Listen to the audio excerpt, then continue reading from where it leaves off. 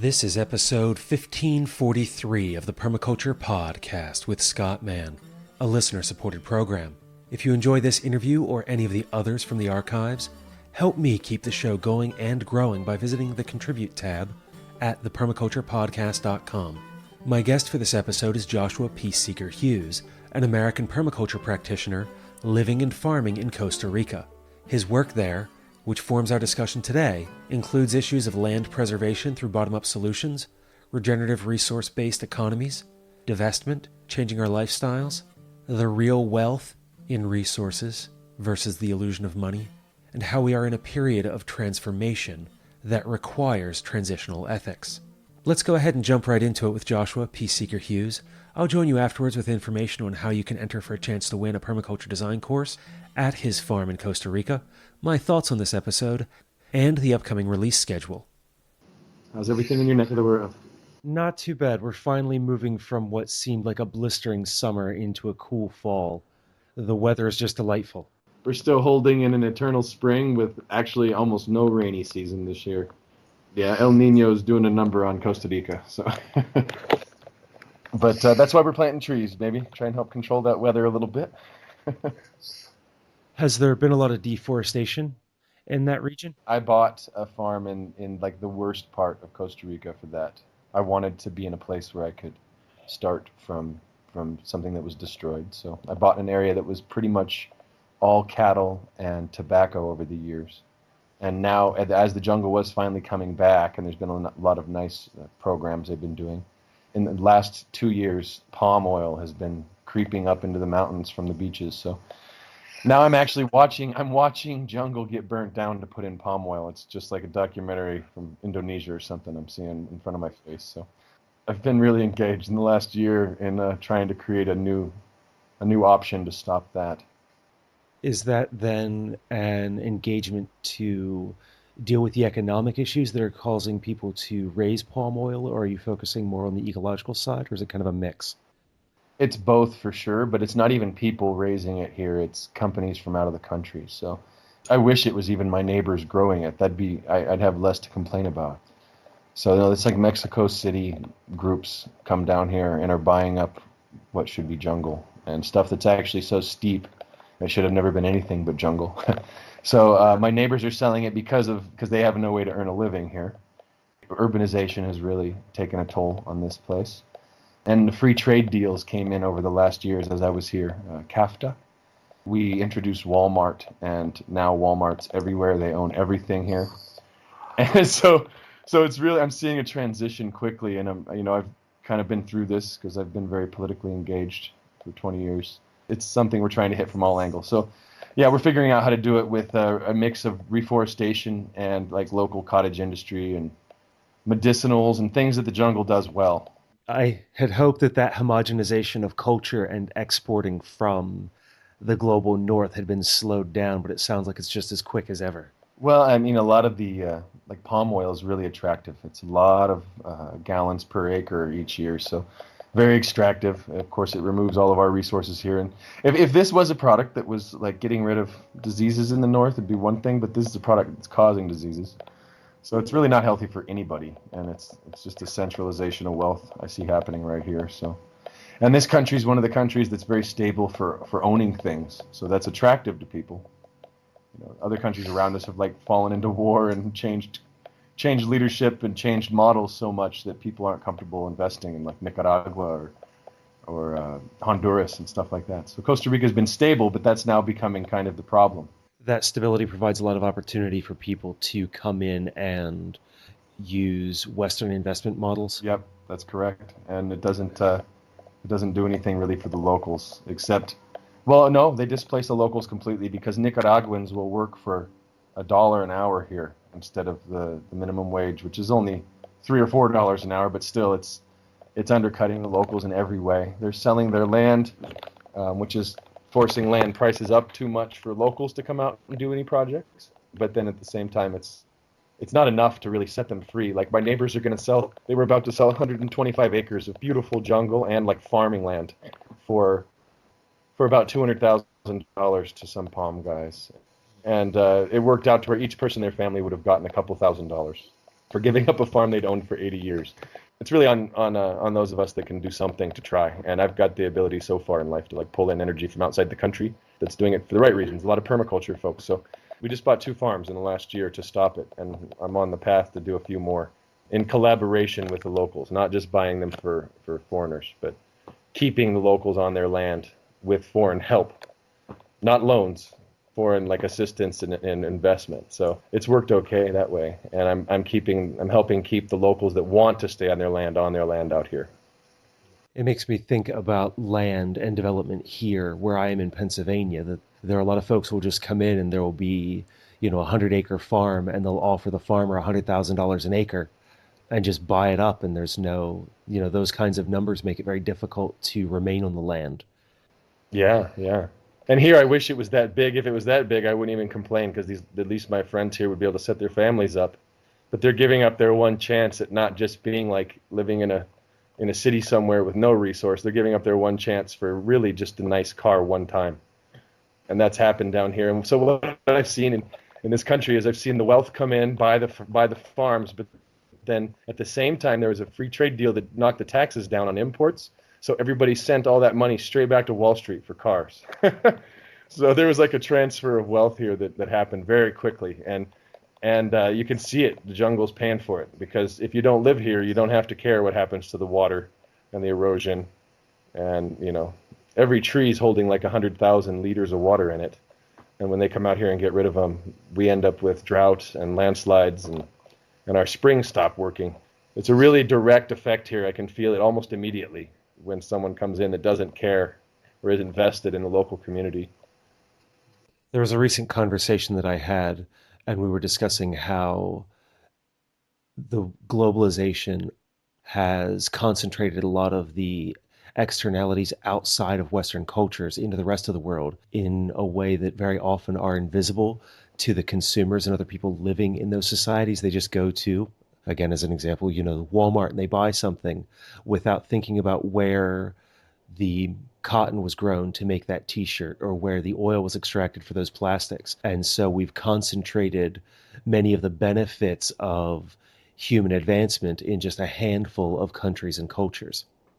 Yeah, I used to be in recycling in the north. I lived in Portland, Oregon for my last several years in the States. And I did what made Americans think they were doing a good thing. I was recycling, but honestly, most of it went back to the garbage, just in other countries. And it was just kind of it's a big veil. It's a big lie just to make people feel better.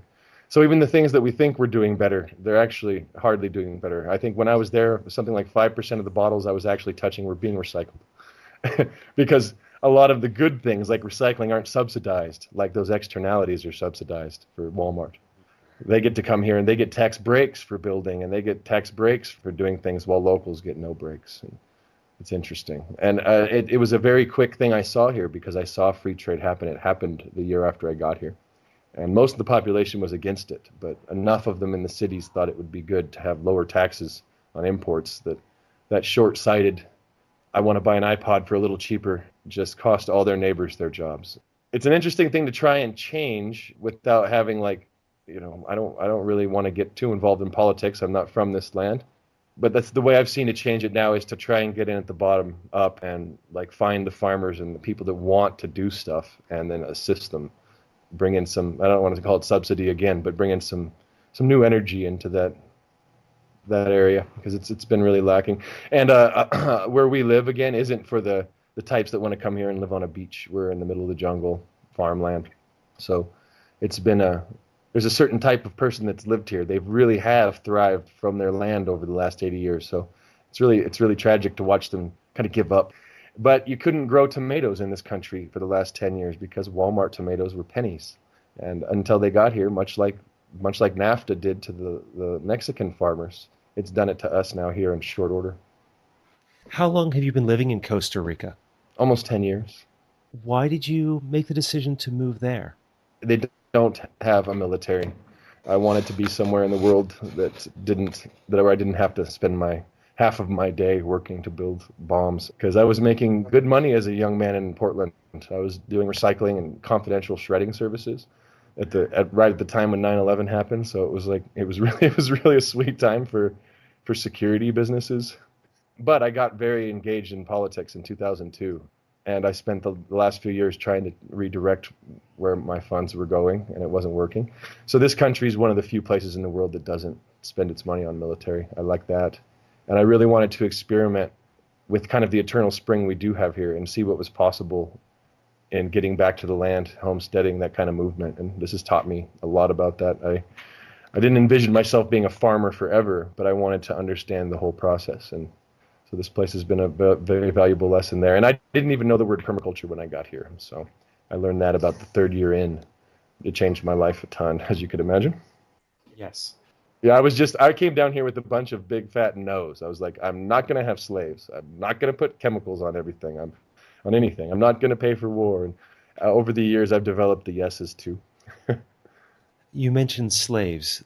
Do you mean that in like an economic dominated way, or is there a continuation of a slave culture in South America that I'm not aware of? Well, I mean, you said it a minute ago, like the way that we don't seem to care where our cotton comes from. There's been reports over the last year that there are 38.5 million people in slavery in the world. And I don't mean paid a dollar. I mean paid nothing or sold. No control over when and where you're going to stop working. We actually have we have more slavery right now than we did at the height of American slavery in the 1800s. So I take that very seriously, and I'm also really kind of let down by the people around in the world that act like they worship gurus like Jesus or whatever, but Jesus wouldn't stomp on a little kid and make him a slave for chocolate, you know. So I'm begging people to pay attention to the slaves that are involved in the supply chain. And down here, if you want to, now down here they will pay $1 an hour, so it's harder to call them a slave, but they really have no control over their lives. They live in the Nicaraguans that work here. They live in little shacks in the jungle working for McDonald's beef, and they make literally $5 a day. So that's not even what I mean. I want to change that too, but I really don't want to be involved in the slave culture. And pretty much you can track back large amounts of our products to people that are making nothing, or that are working in buildings like in Malaysia where they collapse on their families because nobody cares. And like these things aren't okay for me. I had a movement in the States where I was really trying hard to get people to pay attention to what was going on with chocolate, because most of the world's chocolate comes from the Ivory Coast. And people are selling their kids for $5 to Hershey's, vendors or suppliers. So I had to bring light to that. And I had to see what was possible without slaves. And by the way, there's another way I kind of mean that. Like every barrel of petroleum that they pull out of the ground, and we use about, 87 million barrels a day, I think. Every one of those barrels has 11 years of your or my work stored in it of energy. Like 11 years. Like if a semi had to move 40,000 pounds with a barrel of oil, it could move it like 500 miles. It would take me 11 years to do that. And each American uses half a barrel a week when we do the math. So that was enslaving my future child's lungs and filter organs and kidneys and all these things that they would have to suck up all these toxins one day for me so I could have a quick hit today. And that's not fair at all. 87 million barrels of oil a day. While it's better than what we were doing a few years ago, we were like 91 million barrels a day. The economic slowdown is actually doing a little positive by slowing down people's consumption, but not nearly enough. And that subsidy is my daughter or my grandkids' liver and lungs and asthma and allergies and all the things that are going to come from that. So I don't want to take ownership over future generations' health so I can have a quick hit. I don't remember the author, but they were referring to the energy that comes from petroleum as the ghost slaves of our lives, and that by using that power in the way that we do, that the numbers are incredible. I don't remember if it was like the equivalent of 40 or 80 human beings. Yeah, for each American, like each week. Yeah, well, basically slavery didn't end. It just moved into oil, and it changed. It turned into countries at a distance suffering a lot to send us products. And I don't know if you know much about like what happened in the 50s and things like Iran, but the way that our oil companies were treating people turned into the mess that we see now with the conflict between us and the Middle East. And these things are very directly tied to the way we needed to control that oil. It's not something I can do. So what I have to do is figure out how to grow something organically without just throwing that 40 employees a week because I can flick on a tractor instead. I had to figure out, what does that mean? Is it even possible to do it the other way anymore? Especially when you have to regenerate first. Like, it's not even like you can throw seeds out and just be organic. It took me 5 years to get the bacteria and the mushroom count up in my soil enough to even grow anything. There's this moment in time where we're going to have to learn to live without subsidy. And that's been one of my missions here. So we do a lot of things like by hand, and we're grinding flour by hand and grinding our chocolate by hand. And when you do those things, it makes you realize how much less you have to consume if you're going to be fair or going to have any justice in your heart. And I don't know that we're going to care. Like, the math doesn't seem to be working on people, just telling them how much forest we're losing every day or how many species are going extinct because of these things. So I'm trying to talk to people's like moral compass for the last few years. That seems to work. It seems to work a little better when you can make people feel it. So down here they get to feel it, and they get to like carry manure all day up a hill and put it on plants, and it's taking responsibility for it now, which means your muscles are going to be sore, which is okay with me. One of the places that I come from is I've always been a bit of an academic, and I've enjoyed that world and running numbers and being very reductionist in my approach. One of my first mentors when I was 8 years old taught nuclear physics and nuclear chemistry at Caltech. And he would sit and have conversations with me about science and the things that we were learning, and how eventually, if we got things small enough, they would like reveal the big picture. Yeah. And it's only been in coming back many years later, finding permaculture and deciding to continue my academic approach, but studying resource management and environmental education, that I discovered the idea of a sense of place, and finding how much of an impact talking about place has on people. Because when we're talking about acreage lost in South America or the rainforests or the pollution of, the Amazon and these great rivers, that they're somewhere else. As much as we can see pictures of it and understand, well, not understand it because that's part of the issue. We don't understand it, that we can see it and have an awareness of it, but that it's only when we walk along the roadside and see the trash that's being deposited, to see the plastic cups breaking down in the sun, and understanding that though they are photodegrading, that they will still leave tiny shards of plastic in the soil more or less indefinitely. That's been a place that I found engagement, was in walking with people and talking with people about where they live and seeing it. Yeah, for sure. For sure. And but at the end of the day, that you actually have to ask the mother culture of the world, or I'll say the father culture. I don't do that to mothers. Well, the father culture of the world is, we actually have to look in the mirror and decide to, like, right now, at this point at least, until we decide to get more advanced in different technologies, we have to reduce our lifestyles. We have to change. And it's not just, I want it to be better and I feel like I'm in the rainforest game now, I want to help it. It's, I'm not going to buy as much plastic, and I'm not going to eat meat from that source, and I'm not going to demand soy from there. And like, those things mean you might have to change the way you live. And that seems to be a challenge, because even if people care, how do you get them to change? So like, showing people benefits is a good idea too, and not just the abstract, like some other place is going to be healthier because of you.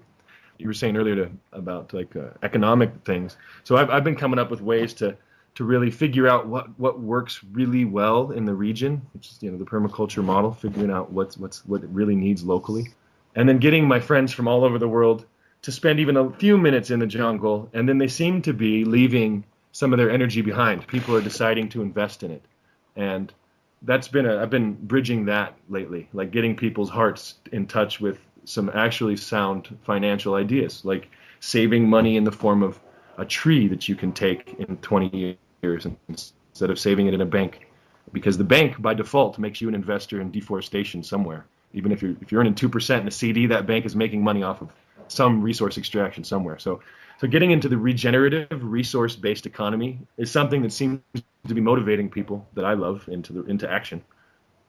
The first time that I ever saw the numbers on that idea of investing in trees and things that can become furniture that can last generations, or food that can feed not just a family but a neighborhood, was in the work of Ben Falk. And he was looking at, if you invest $20 in an apple tree today in America, that can provide hundreds of dollars worth of apples over several lifetimes. Yeah, it's really, we really don't know. And it actually, kind of, if you pay attention to the biggest business in the world, big businesses, what are they doing? What are the wealthiest people doing? Well, in the last few years, they're speculating with cash.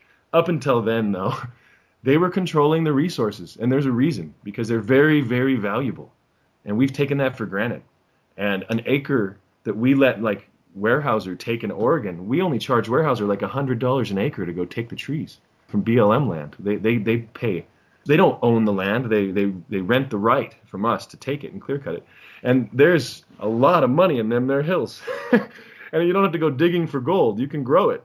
And it's amazing how people have not connected that these billion, $trillion industries they're kind of smart. They're getting in the resource, and we're chasing cash. We're chasing the illusion while they chase the actual resource. So an acre of trees done right, where you plant 7 out of 8 to stay forever, and use in our case here, I'm using this model to fix land that's totally degraded. I'm not going to go take jungle and do this, but land that would have been desert in 30 more years can produce 1 out of 5 or 1 out of 8 of its trees for my daughter's college education one day. And it's an inflation-proof way of saving. In fact, I like inflation if I own a resource.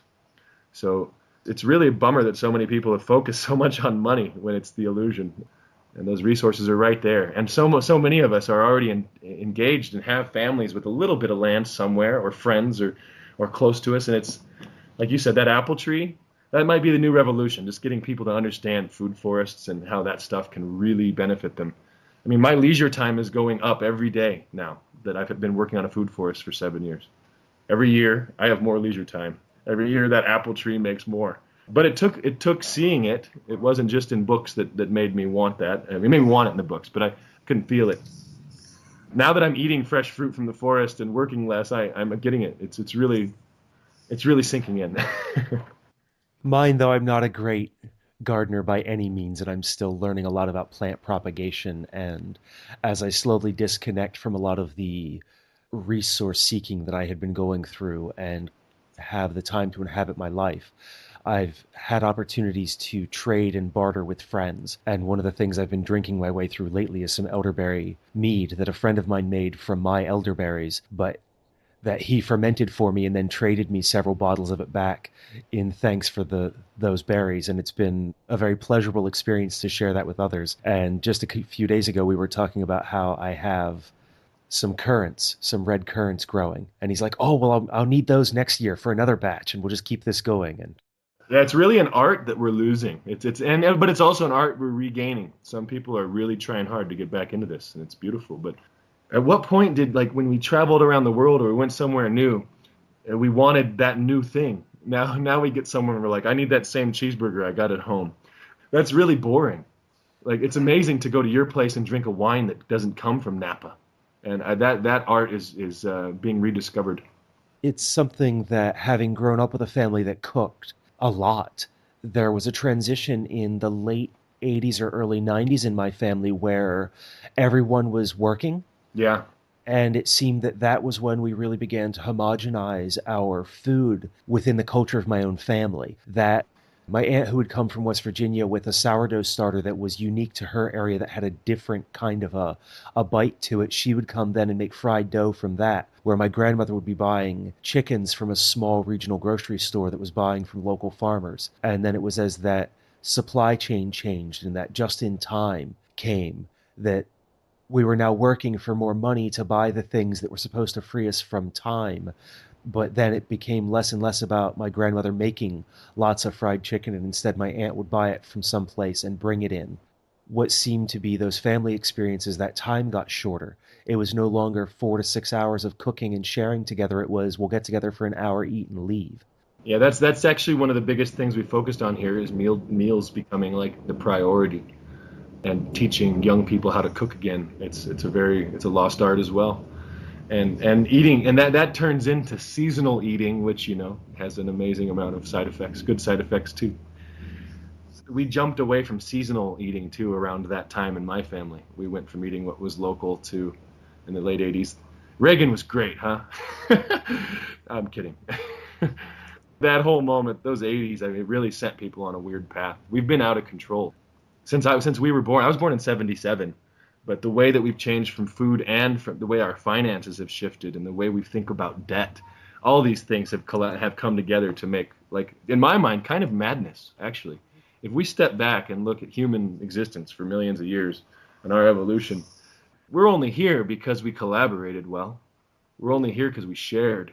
And all of a sudden, in this last 40 years, we're supposed to be the me everything and don't share and just eat by yourself. And like, where did that happen? It's anti-human in my mind, what we've been doing.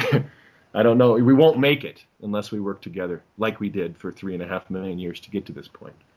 And I'm not trying to be nasty about and negative, but I see species disappearing in front of my eyes, and it hurts me bad. And since I do have a voice and a kind of a loud and thunderous one at times, I'm choosing to use it to protect those little frogs and stuff that are the externalities of our lack of awareness with food. What you're speaking to, and some of the conversations I've had with others who have made this transition, and it's one where I'm still I think of it as that I'm still standing in both worlds, to show kind of my own transition from one place to another, taking my time to do so. But one of the questions that I get from many people is like, how do you do it? How do you think about this and make all these decisions and live so intentionally? And my honest response is that it's exhausting to make these choices every day, to walk into a place and go, okay, I haven't solved this issue. Like, one of my big problems is food because I have celiac disease and also have to practice a low carb, low fat diet because of a family history of diabetes. And so trying to solve that with a family and cooking and things, it's something that I'm still figuring out. So I still buy in certain things that are like transitional comforts to make that easy. And people ask, it's like, well, how do you do that? And how do you figure it out? And I go, I'm reading every package. I'm figuring out everything that I'm doing. And then it's, okay, I'm going to cook one new recipe a week. I'm going to fill my crock pot and make something that I can then eat over several days. But yes, I'll admit my hypocrisy that I'm buying in organic, prepackaged meals because that's something that makes figuring all this out easier right now. I had this talk with, Stephen Brooks? Have you ever met Stephen Brooks? You heard the name? No, that name doesn't ring a bell either. He's a really amazing permaculture leader down here. You should talk to him on your podcast someday. He runs a place called Punta Mona.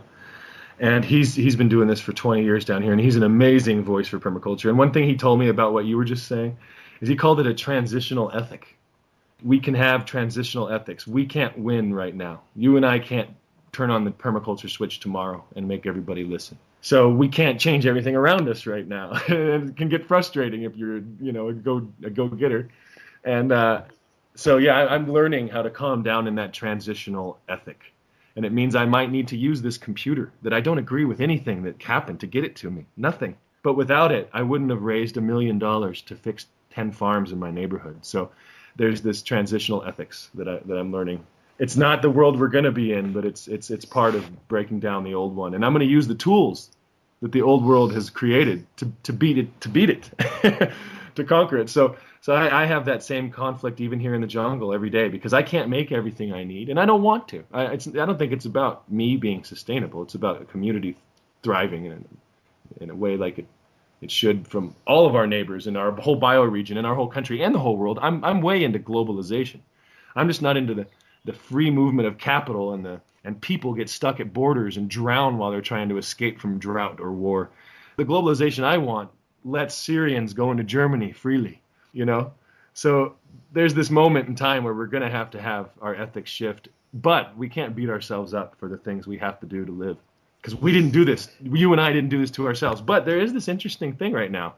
You and we're choosing, I think, I could be in the North making $250,000 a year and putting my kid in private school and doing whatever I felt like. We're actually at a moment where the people on top of the pyramid are choosing to walk down, and that's interesting. Not a lot of people in history give up their privilege. And I see my parents and grandparents losing their minds for a while because they saw me giving up the privilege that they'd scratched and fought for. So it's an interesting time there too. Like we're giving up by changing. We're giving up that easy life that everybody else seems to get to have. But you know what I'm telling you, man, it's a lot easier than having cancer. You say it's hard, and yeah, but if you're eating healthy, you don't get diabetes maybe, and your neighbor does. And while he saw you struggle for years and spend more for food, which you don't have to do to eat right? You guys have CSAs around you there, I'm sure.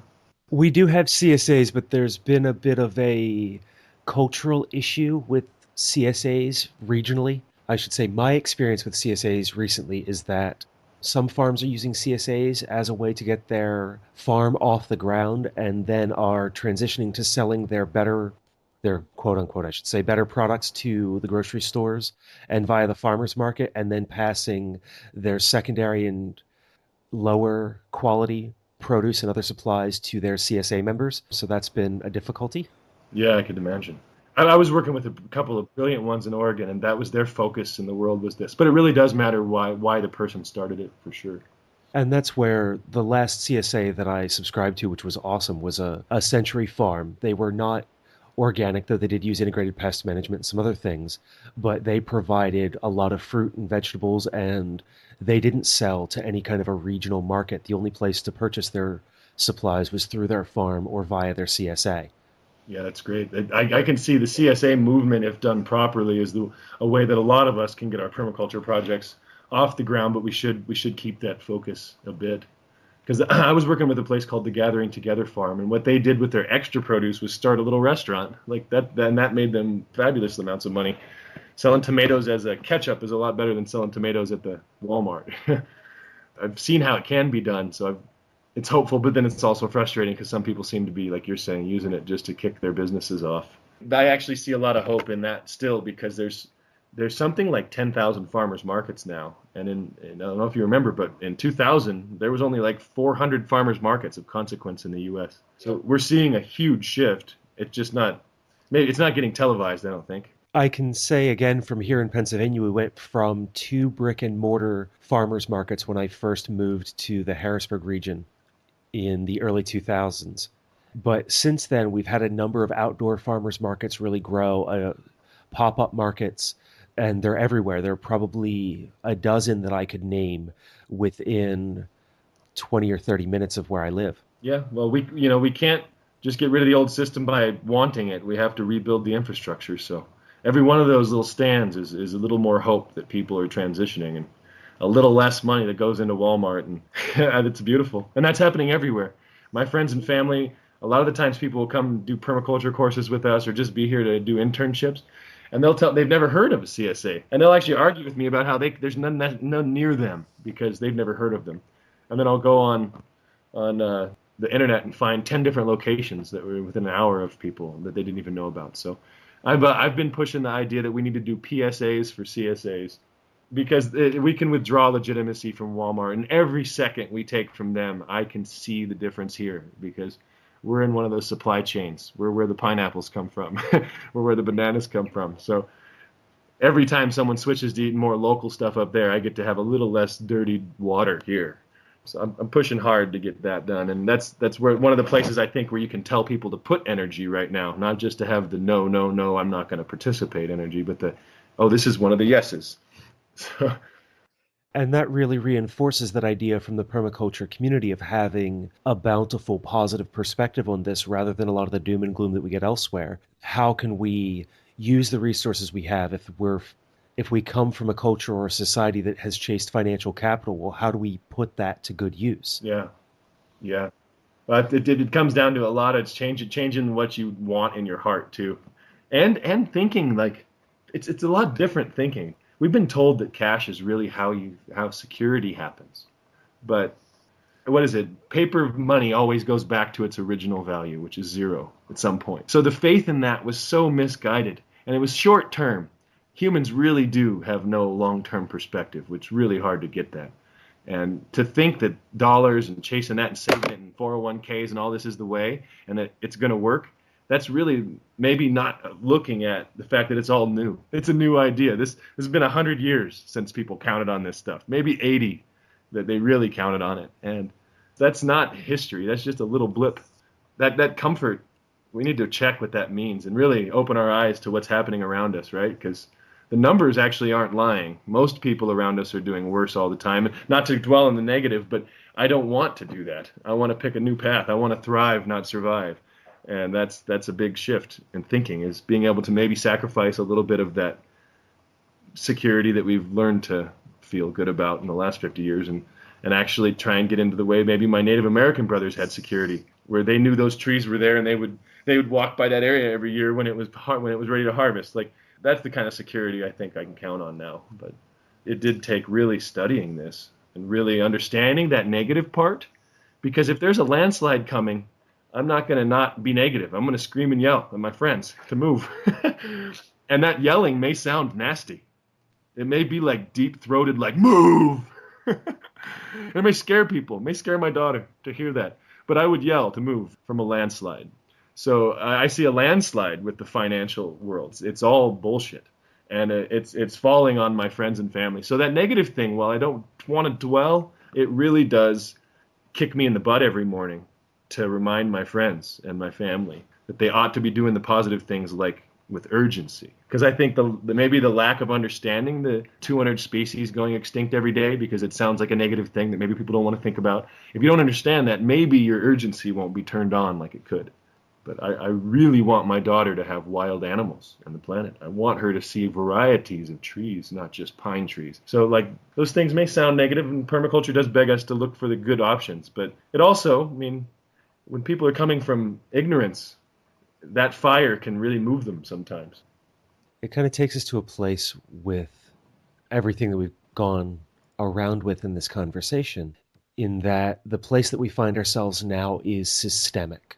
Yeah. And what got us here is not the choices that we as individuals have necessarily made, but collectively human societies and cultures have made over many generations that got us here. And that transitional ethic that you referred to, I think that push towards looking to the positive and the bountiful within permaculture comes as a way of balancing, that it's that pendulum swing in the other direction to show what else is there until we can settle to a middle and be able to look at the positive and the negative and hold each in one hand and bring them together and understand how to make choices around them. Yeah.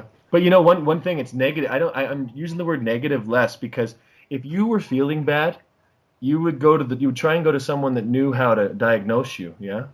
And if you don't get a proper diagnosis, you don't know what to do. So the diagnosis may be a painful moment. You're going to have to look at the body and see that you've abused it. And until you diagnose it properly, there's no proper medicine. I see a lot of people thinking like recycling is the proper medicine, but I was in the recycling industry. And you do your damnedest probably to separate your plastics and your paper, and you put your glass in the right spot, I bet, right, Scott? We have common collection for recycling here. Okay, well, even then it goes to the place and they separate it, okay? But then the market goes down a bit today in China because they don't need to make more Barbie doll packaging this week, or Dora the Explorer keychains, or whatever the hell they're making. And the market goes down, and I throw that stuff that we separated, or that the machine separated, I throw it back in the garbage as the vendor, because I have to make the quick business decision not to store a bunch of stuff. So not diagnosing this problem properly is making people feel like they're curing themselves by recycling, but they're not. It's still going to the garbage. So getting a proper diagnosis, to me, is a very powerful thing. And that was just pitched to me that way in the last year. I kept using the word negative too, like it maybe some negative motivation. But it's not negative motivation when you go and figure out that you have the beginning of diabetes. You start taking the steps you need to take not to get full-blown diabetes, right? And that could be a negative thing. You're telling yourself you can't have chocolate or candy like everyone else. And that could sound negative. But to me, it sounds like you're finally getting in line with bringing health to your body. And it may have taken that shock at the doctor, that day of crying when you were told that you were sick or something, and then you get active. If we were all starting from healthy, maybe it wouldn't take that. But like you said, it's generations of piled up madness that we have to diagnose properly, I think, to deal with. What you just relayed there about a diagnosis in diabetes, I can think about the systemic issues of the world reflected in my own life, because it took 10 years to get a diagnosis for my celiac disease. And it was all of these health impacts, and why do I not feel well? Why is this happening or that happening? Okay, it seems if I eat this way, I feel a little bit better, but now all of a sudden I'm sick again. And going through these paths and things, and now that's where our culture and our society and the earth is that we've been sick for so long. I know a lot of people, when they get ill, they just adjusted to it and they get used to feeling that way. And then one day, for some of them, they have somebody say, well, that's sounds like this. I just had a friend who was diagnosed with this. Why don't you talk to somebody? They go talk to their doctor and they go, I heard about this. Oh, well, let's check it out. And then they find out that's what it is. And just having a name for what they are afflicted by gives them something to work with. That's right. And if you would have thought, if you would have listened to some friend that didn't know what they were diagnosing, right, though, and you just followed their advice and you didn't do anything to solve your problem, then you've got a problem still. So it's really helpful to get a proper diagnosis. With the long time that it took me getting the wrong diagnoses from a doctor over and over and over again. Yeah, it's a bummer. And then you can, like, if you want to talk about the economy and tie it to that, now you find out the doctor's a paid dude from Pfizer and he doesn't give a shit about you actually being healthy. He wants to give you a drug. So like this turns into like all these things where there's things working against the health of us in our world that we have to recognize and start checking, checking the label for where stuff comes from and checking the label on where your advice is coming from too. That's all part of it. That's why I like to say the only thing you should buy at the store are things with one ingredient. I don't need to read packaging anymore. Does it have one ingredient in it? Yeah, I want it. Yeah. although I'm human, and I still, when I come to the city after being in town at the farm for 3 months without leaving or something, I'll still find myself going and getting a piece of bread that comes from GMO wheat. But I was conditioned to eat bread. That's where I'm from. But I'm learning that it's more of a treat or just something I do. I'm learning not to like turn down my neighbors when they offer me a piece of bread or a piece of meat or something. But it's the everyday, what you're throwing your weight behind is what your life is really going to mean. And your health too. Like, if I ate that all the time, I'd be unhealthy. So it's both you want to feel good, you want to live as long as you can, all these things. I mean, I think. But when we kind of just follow blindly without asking these questions or without doing what you were saying earlier, like this is difficult. It's hard. Every day you got to struggle, wake up, and like analyze everything you do if you want to make a better footprint. That takes a lot of energy, but it pays back, right? I mean, you're probably healthier than you were 20 years ago. I know I am.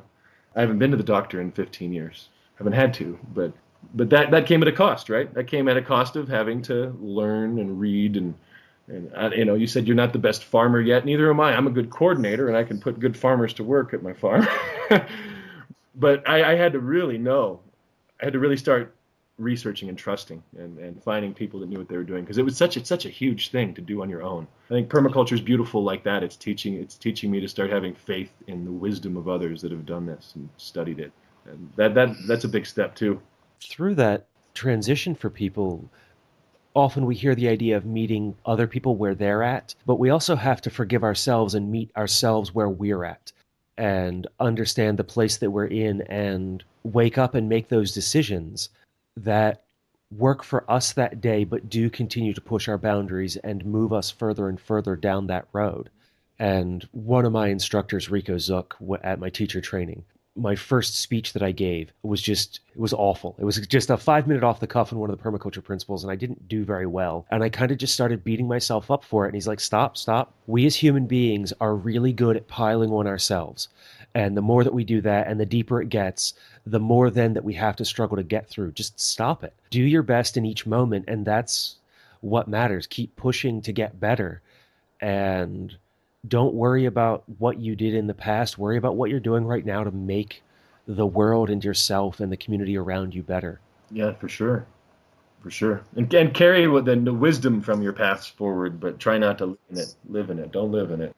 But a lot of the best things that have ever happened in the world came because certain people or groups were so negatively affected that it became a mission for the whole world not to let those things happen again. Or to at least say that we're a culture that now doesn't accept, in theory, things like slavery.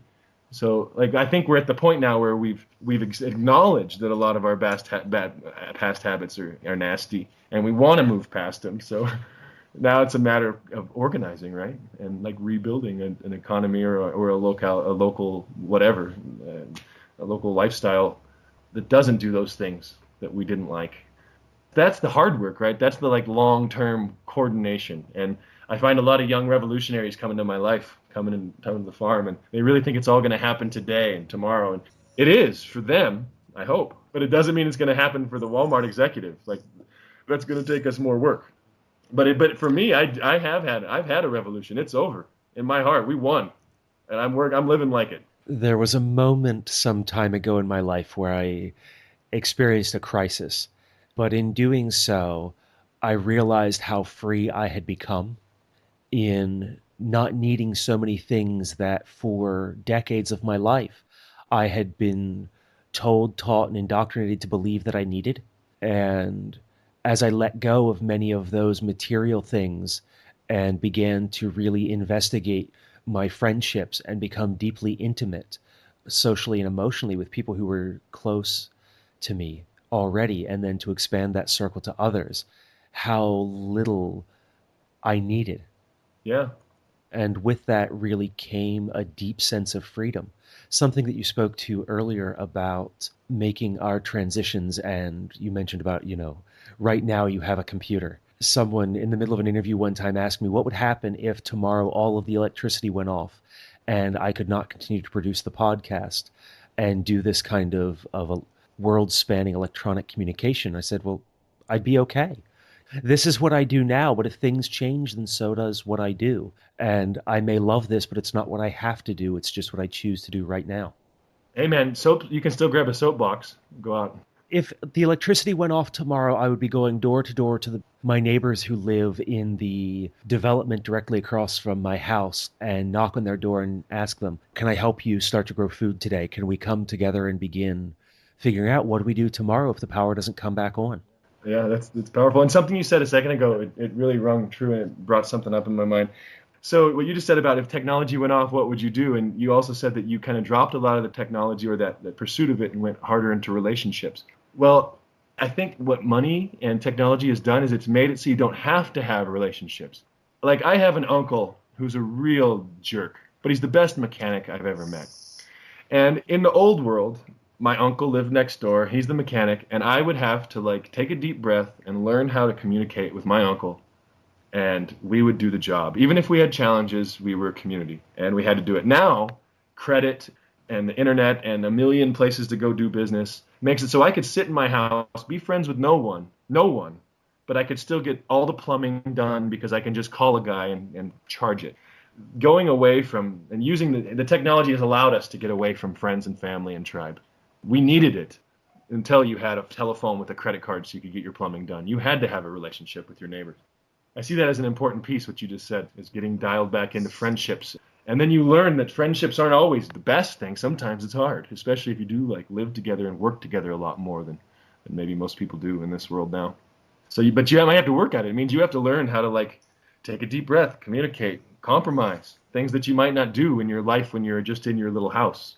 It was the way that I was raised. Was my grandfather grew up as a farmer, but his family lost the farm in the Depression. And even though he continued to farm for many years, he was also building houses to take care of that financial capital. And one of the stories that my grandmother told me was that my grandfather would buy her a new car before he would buy her any new dishes or furniture. And because of that being that symbol of wealth and having made it, and his ability to spend money. And the way then that that impacted the way that I was raised through my father, having grown up with those experiences with his father, my grandfather, was all about how I would eventually go to college and have a job that allowed me to earn a lot of money so that then if anything ever went wrong, I would have the capital to pay somebody. But then how that was a detriment to my own life because of the skills that I didn't pick up. Because around the time I was a teenager, my father and I built things like crazy until I started to develop an interest in a career, like my eighth grade year of middle school before I transitioned into high school. I started, getting better with computers and things, and my dad started pushing me towards that because he saw it as a good career, and then all those skills that I was being taught went away. And then as an adult, not wanting to ask my neighbor who's good at small engine repair to help me with a problem with my lawnmower and just ready to cart it up and take it to the local shop and pay them the 70 or $80 an hour to fix it, because that indoctrination of, oh, well, somebody else can handle this for you all, and the value exchange is money. Yeah, that's right. And for some reason, we're uncomfortable walking over and talking to our neighbors about it. Like that's the tragedy and all that. What you just said to me the most is that your neighbor and you could have been hanging out. Go over with a six-pack of beer or something or whatever and talk. And I meet a lot of older guys. They look back at this like pre-technological America with this fondness, and they got a glitter in their eye, and they talk about the good old days. And I look back and I think, yo, you mean those days when black guys couldn't eat at diners with you? And like they're like, well, yeah, no, not that part. Like the part where communities still talked and worked together. That part is a part that we need to get back to. And I call that that's more of like it's a real shame that we've lost that. And money and technology have allowed that. They really have. The fact that you pick up and move across the country when you want to work somewhere different. That is such a new anomaly, yeah, compared to his history of man. We used just to have to figure it out. We used to have to be innovative. And I've read recently that the most innovative humans have ever been was actually, as a whole, is actually back about the time we learned to farm and when we lived on farms. And now we have a lot of innovation when it comes to new tricks and technology, but that comes from a very few people. Like in general, most humans are losing their little touch of innovation, and that's a part of it. Losing that local everything. Everybody's it's I specialize now. That's what I do. That one thing. And that's hard. That's hard when you're getting into permaculture because all of a sudden you need to be a jack of a lot of trades. In fact, I grew up in a wrecking yard. My dad had a machine shop with a wrecking yard and a cold place where I had to go pull parts off cars and work on motors, and I literally hated it and thought I would rather be in an office the rest of my life. When I moved to the jungle, I cannot thank my parents enough for raising me like a redneck.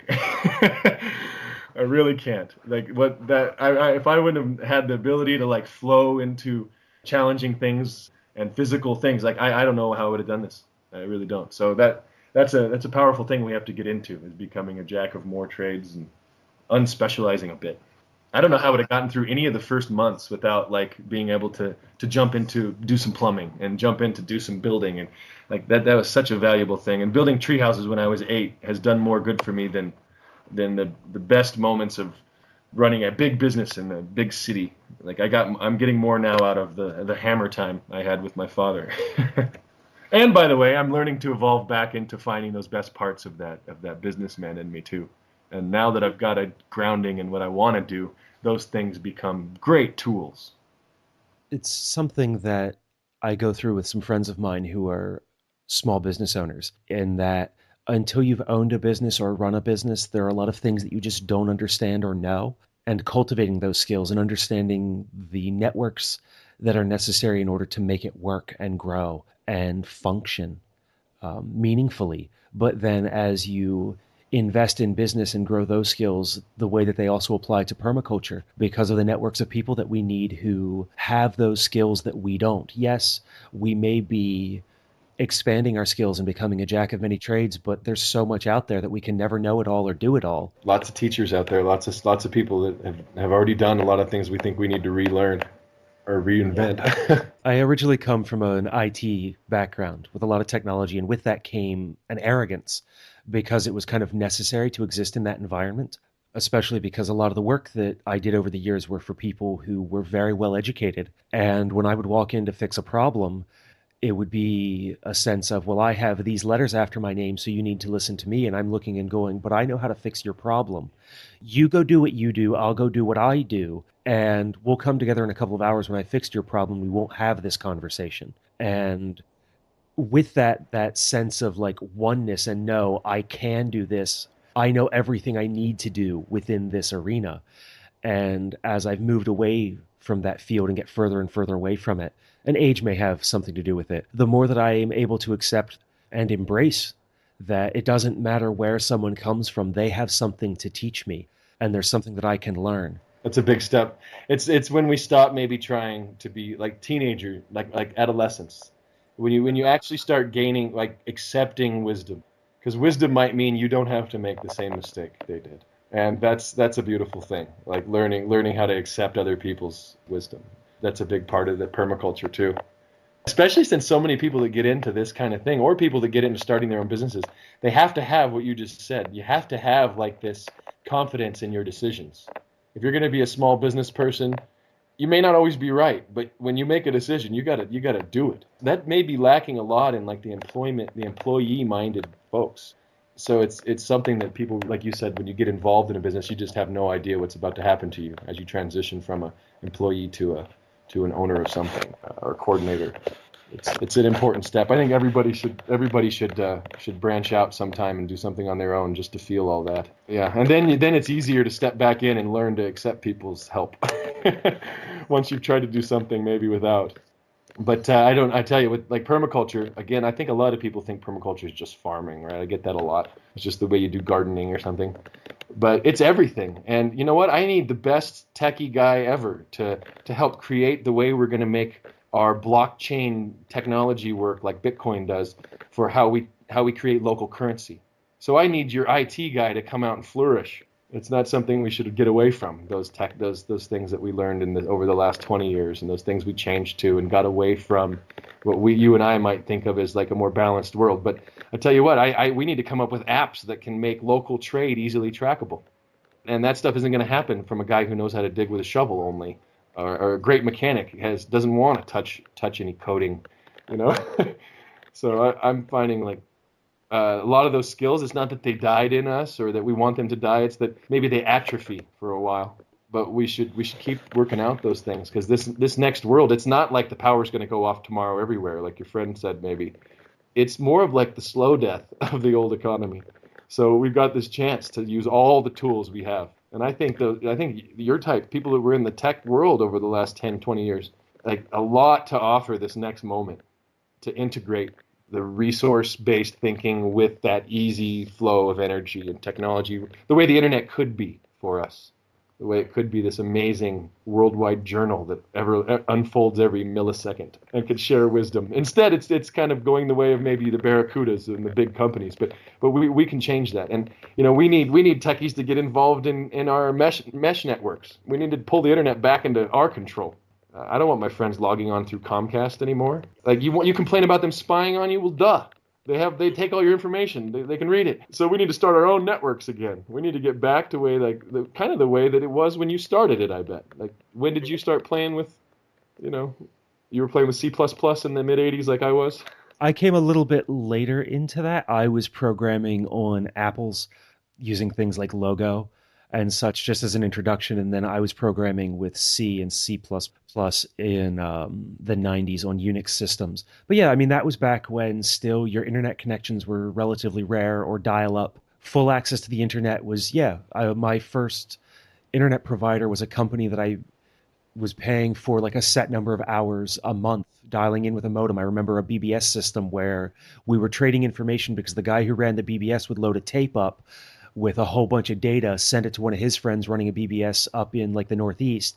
That friend would then copy that data off that tape, send a tape back, and that's how we were getting new updates of software and information from different forums and boards. And it didn't take Facebook. It didn't take a centralized massive behemoth to get work done. It took coordinating with people that wanted to do the work. And we really let the internet devolve into what it wasn't meant to be. I mean, like the beginnings of this tech boom, the internet was the idea, the military designed this stuff, it was decentralized power. That was the beauty of it. And we've let it all centralize again since like the telecom deregulations and stuff, into like one or two big companies having all this power. But there's so much opportunity in that. People need to start rebuilding local networks and taking back that power and sharing connections to satellite dishes that are from Venezuela instead of Comcast or whatever. We need to reinvent that too. So there's a huge job to do with the techies that permaculture is like really needs, and it's missing right now because so many people think about it just as a soil science. it's a conversation that has been inhabiting a lot of what I've been doing with the podcast over the last 2.5 years, is about moving this conversation away from just the land base. Part of what was moving me in this direction, something that when I spoke with David Holmgren, he touched on, was that, and I don't remember if it made it into the interview or it was something he said to me afterwards, was that when he and Bill were putting together this idea, it wasn't supposed to be just the land base. It was about people having 3 or 4 areas of focus that were about all the elements of human culture and society. Yeah, I think a lot of people don't realize that there's more than just farming chapters in the permaculture design manual that they did. Chapter 14 is my focus. Like I'm a chapter 14 guy. I'm going to help crush banks and rebuild local finance, and I'm going to help build local governments. And permaculture is all of that. It's a shame when people get stuck in the gardens. Now, I do understand what you're saying is the garden is that common thread, and it's a symbol of our internal, like the way we treat our bodies and our whole world. It's important, but we can't let people get stuck in that. And I think a lot of permaculture PDCs need to make sure that they're focusing on that as well, instead of just getting people out and doing a land design. That's fun, but in 3-week class or something, they're not going to become the best landscapers in the world ever anyway. So really what we're doing is we're messing with their heads for 3 weeks.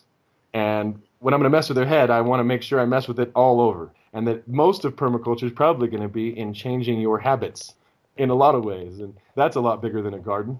You can go out in a garden and be the best green gardener in the world. But if you go and buy a car that comes from slaves and you need oil to pump through, like you know, your permaculture died as you left the garden's border.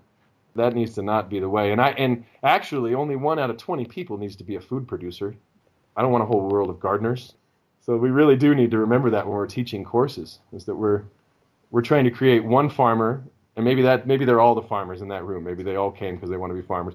But I also need accountants that want to help build a new way to do that. I want a politician to come to my next PDC. You know, I wish Bernie Sanders had a PDC. But if he thought it was only about gardens, he might not take it seriously. So I'm the chapter 14 like urgency man in our courses. I pretty much just talk about that. Do you have any final thoughts that you'd like to share with the listeners? Wow, I've been focusing so much lately on forestry, and I've been really, really become like one-minded over the last months because I'm trying to help my neighbors. That I don't know. It's interesting. I'm starting to sound like a broken record. So I would say. Man, I just have this urgency. It's about urgency. It's about really recognizing, like for me at least, I'm finding that it took that, making it all so personal. It became so personal when I had a baby in 2003, or my wife did. It was very much like, we're doing something that's going to matter. And in our lifetimes, we may not see it really happen. And I know a lot of young people think we're going to see a collapse tomorrow or whatever. Good luck with that. We're in this for the long haul, and building infrastructure may be a little laborious, and it may seem futile at times. But like you said, this other economy and model wasn't built overnight. It was generations. So while trying to replace an old model, we don't just get to do it with our ideas, and it's not just romantic. It's a lot of shovel time. It's a lot of going out and talking to neighbors. It's a lot of community organizing and things that people may not have thought of as so important. But it is. That's the most important parts, is getting out and doing the hard work. And it's not as romantic as I originally thought it would be. At times it is. It really is. When you go and I just got to eat our first avocados this year. That was a romantic experience. I got to eat my first annona, or custard apple, this year off of one of our trees. And that's when it became, I touched on that, the reason I came and what I was looking for was that beautiful moment of actually producing something organic or whatever. But it was 7 or 8 years of working on subsoil and learning about how bacteria and mycelia are slowly down there working for us. It makes me think about the same way about those people that are right now in Ferguson and right now in Baltimore, like organizing their communities against police violence. And it's the stuff it's under the surface. You don't see it until you see it, and then you do. And so I think we're coming like a storm, but we have to build that infrastructure, and it's the long haul, man. And if you've got that fire and energy like I had when I came down here and started this, you better get ready to like put some hardwood on that fire, because it needs to keep burning for a while. This isn't kindling, man. This isn't just going to happen today. I woke up every day my last 10 years in the U.S., click on the TV and thought every day would be the day. And man, I was let down every morning. But now that I'm seeing that I've got to see about 4,000 or 5,000 people come through our little free school here, I'm getting faith that there are a lot of people out there doing that subsoil, that infrastructure work. And whether it be literally in their communities or in their hearts, they're doing it. So I have a lot of, I don't like the word hope, but I have a lot of, I'm getting more faith that people are understanding that part. And I want to keep getting the youth that are fired up and want it today to show up, because it takes those guys and gals to go out and hand out flyers on a corner all day in the rain or something. But that kind of stuff's super important, and it couldn't impress that on young people enough right now, and old people. I think a lot of our next movements are going to come because the young and old decide to stand. And I'm looking forward to the day when there's 1 million grandmas in the way of the ports in Oakland and in San Francisco and Seattle, and we decide to like stop toxic things from coming into our lives. Like those things are coming. It's happening, but it's bubbling beneath the surface, and you can't control when seeds grow. You can just plant them and tend them, and then it happens. Thank you for all the places that we went today. When we were setting this up, I didn't think that it was going to turn into an interview or a recorded conversation, but I'm really glad that it did. Yeah, it's fun, Scott. I'm glad. And that was Joshua Peace Seeker Hughes. You can find out more about his work at verdenergia.org and by the link in the show notes. As part of Joshua's work to bring his talents to bear and assist others in what they do, he has donated a permaculture design course to the podcast as a fundraiser. Since I don't know when you will hear this, the PDC is being raffled off through November 27, 2015. Chances are $50 each and is limited to no more than 50 entries. The prize is transferable if you would like to enter on someone's behalf or are unable to attend. Everyone who enters and does not win is entitled to $100 off of a future PDC at Verde Energia. You will have to provide transportation. Find out complete details by clicking on the Costa Rica tab at thepermaculturepodcast.com or by following the link in the show notes. Joshua is also open to coming back on the podcast for another open conversation like this one to talk about social enterprise and divestment and other Chapter 14 permaculture topics. Let me know if you have any questions for him. With those announcements, I just want to let you know that Jen Mendez at permikids.com has some Edge Alliances coming up in cooperation with Lisa Kolhep, focusing on outdoor, place-based nature study. November 8, 2015 is Homegrown Family, and December 13 is The Neighborhood Tribe. Lorena Harris joins Jen to talk about form on October 27th and patterns on November 10th. You can read about both of these series of classes and see the other upcoming courses by going to permikids.com/community-collaboration. Stepping away from this conversation, I'm left with 3 reminders of how to change our lives and accomplish our goals. Those are living with intent, living where we are at, and living in community. Living with intent means to actively make choices about our actions and what we bring into the world. Now more than ever, each of us and our decisions impact not only ourselves, but also the descendants of humanity and all other life on the planet. Let's act like our choices matter, because they do. Living where you're at means inhabiting both the physical sense of place and getting to know the people and space that you call home, but also about developing self-awareness. We must know our needs and wants in order to live well where we are and to be kind to ourselves and others, for each of us are at a different stage of the journey, and that trip, though we may work with others, is our own to take. And as we live where we're at and live with intent, those choices become ever more personal on what makes sense to us in the here and now and how it will impact our future. Living with community means connecting with others to rebuild what we've lost as a culture. We arrived at this moment through the passage of time, and so did the story of our society. We can't fix things overnight, and even though our journey may be our own, working with others lightens the load of what we have to bear to create the world we want to live in. Make sure that you know other like-minded folks that you can sit down and tell stories with, break bread, have dinner, or Sunday morning coffee. Expand your Zone 1 and Zone 2 social permaculture circles. As you grow those connections, you can make them even larger. As you do, get real with other people. Dig deep. Know one another. Get to know one another so that you can have the trust that they'll be there for you and you will be for them, whatever the situation ahead.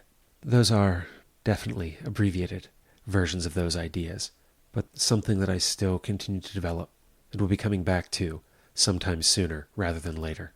What did you think of this interview and the places that Joshua and I went with this more relaxed conversational style? Let me know. You can also get in touch if there's any way that I can assist you on your path. Call 717-827-6266, email show@thepermaculturepodcast.com, or if you'd like, drop a letter or postcard in the mail to me. That address is The Permaculture Podcast, P.O. Box 16, Dauphin, Pennsylvania 17018. From here, on October 22nd is the second half of the Riverside Project Roundtable. On October 29th, Lisa Rose joins me to talk about Midwest foraging. And after that, Peter Michael Bauer returns to discuss human versus conservation rewilding. And then in mid-November, the episode with Derek and Josh about the Gibbs House will air. Until the next time, spend each day transitioning to the life you want to live while creating the world you want to live in by taking care of Earth, yourself, and each other.